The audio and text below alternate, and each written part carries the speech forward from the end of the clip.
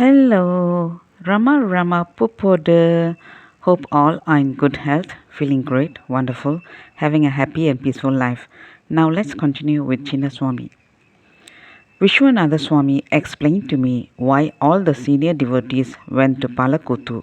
We did that so that we could pursue our sadhana.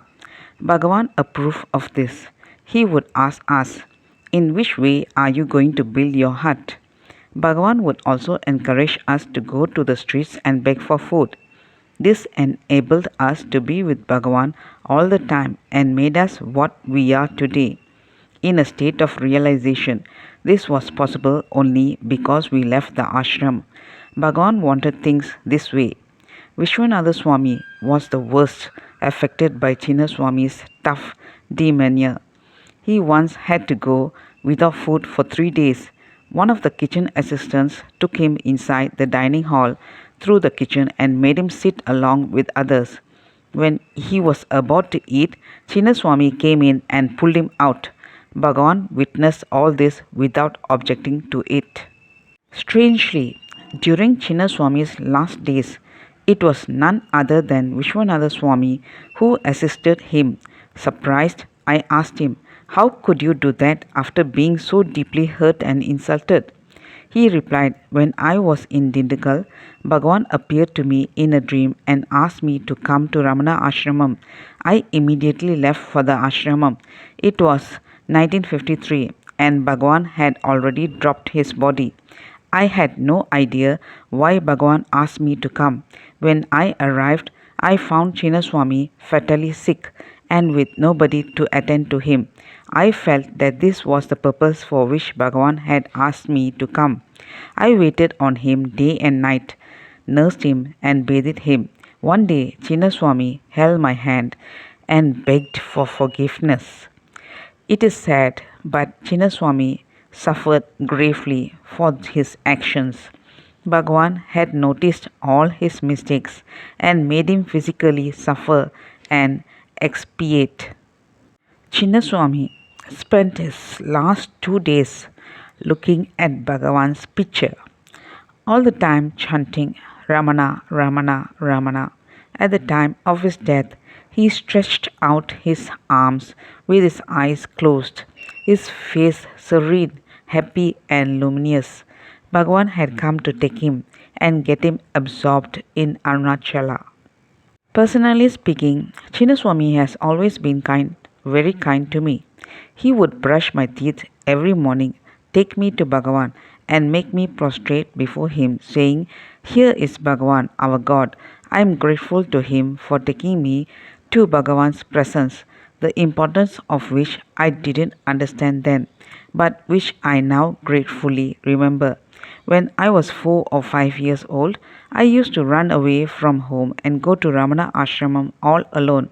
In those days, the streets were dark and desolate. The first time I did this, Chinnaswamy was taken aback. He asked me, "Why did you come?" I didn't agree with my father, so I walked away. I replied. He immediately took me to Bhagavan and said, "He has walked all the way alone without fear." He hastened to add, "I have already informed his father." Bhagavan looked at me and gave me a mischievous smile, which I remember very well, but which I could not understand then. Chinnaswamy then took me to the office where he used to sleep on a comfortable bed and offered it to me. "Why did Bhagavan smile at me?" I asked.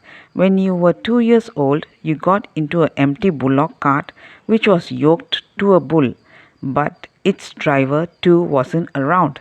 Startled by a visitor suddenly opening an umbrella, the bull sped away with the cart into the town. We frantically searched for you in the ashramam, but you could not be found.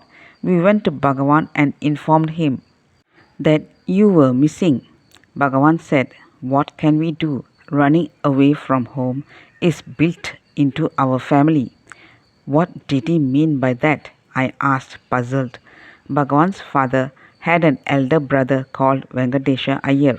He had also run away from home on a spiritual quest, Chinnaswamy informed me. When I was in charge of constructing Bhagavan's Samadhi hall, I encountered many problems. One day, Mrs. Talayarkan told me, all these problems will be solved. I looked at her questioningly. She continued, last night Bhagavan appeared to me in my dream and said, tell Ganesan to take up the construction of Chinnaswamy's Samadhi alongside and everything will be alright. With Bhagavan's grace, I managed to construct his and Niranjaanandasuamy's Samadhis simultaneously. The concentration ceremony was done in 1967 of all three Samadhis, Mother Alagammal's, Bhagavan's and Chinnaswamy's. Being involved in building Chinnaswamy's Samadhi, I was going to place a stone tablet which would simply read Niranjaanandaswamy with his birth and death dates. Instead, the stone cutter sent me a tablet on which was etched Niranjaanandaswamy absorbed in Arunachala on 29/1/1953. This thrilled me, and later in the 15 Samadhis that were built, I used a similar tablet for each devotee. For example, absorbed in Arunachala, Muruganar, absorbed in Arunachala, Kunjaswamy, absorbed in Arunachala, Major Chadwick. Let us remember Chinnaswamy, one of the biggest boulders that rolled down from Arunachala to serve our Master.